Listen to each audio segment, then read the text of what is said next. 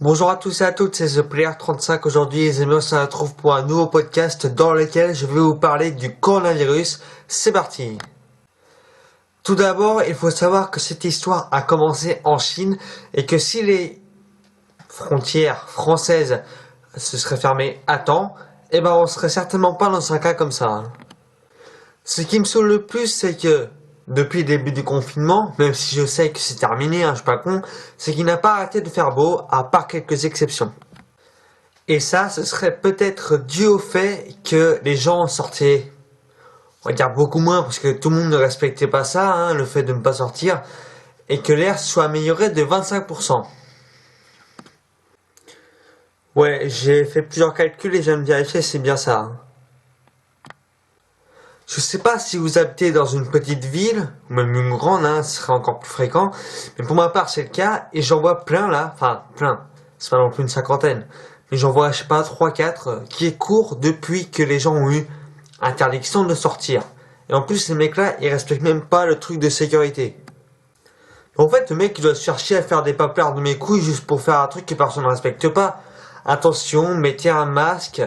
Le masque, je sais pas si vous avez remarqué, mais les gens, au lieu de le mettre jusqu'à là, ils le mettent ici. Ça se transmet par les yeux, par le nez et par la bouche. Bon, pour les yeux, on n'a pas de protection, mais bon, au moins boucher ces deux voies-là. Et en plus de ça, bizarrement, les flics sont jamais là pour leur foutre une prune. On se demande ce qu'ils font, des fois. Ah non, excusez-moi, ils ont peut-être ordre de ne pas intervenir. Et les plus cons dans cette histoire, c'est ceux qui achètent plein de nourriture. Bon, on pense notamment aux pâtes et au riz, alors que d'habitude, ils en achètent peut-être jamais. C'est quoi l'intérêt, sérieux? Il y en a quelques-uns, ceux qui sont porteurs du virus, qui sont également très cons, eux aussi. Comme je viens de le dire tout à l'heure, le masque, il est fait pour mettre sur la bouche et sur le nez, sur les voies respiratoires. Et pas sur le cou ou sur le menton pour cacher votre barbe. Si vous voulez la cacher, je sais pas, rasez-la. Parce que si c'est comme ça, moi j'arrivais avec mes gants, alors je vais les mettre sur les oreilles, et en plus, le masque, je vais le mettre sur les cheveux. Bah ouais, on leur dit rien, ceux qui ne le mettent pas correctement, alors comment on me dirait quelque chose? Parfois, ça m'arrive de regarder les infos à la télé. Je précise que j'allume pas juste pour ça, c'est quand je mange. Sinon, j'allume pas, enfin je regarde pas ça. Ouais, bon, parce qu'on va pas se le cacher, à part entendre, soi-disant qu'on est en guerre, contre un truc qu'on ne voit même pas, alors les rien que ça, c'est complètement débile, et d'entendre 15 000 morts tous les jours, même si c'est 1000 ou moins, c'est un peu casse-couille, non? Et je me rends compte qu'il y en a certains, et ou certaines, qui portent des trucs de protection de la tête aux pieds. Alors qu'il y en a d'autres à côté de ça qui sont à poil dans la rue. Je dois vous avouer que ça m'a choqué la première fois.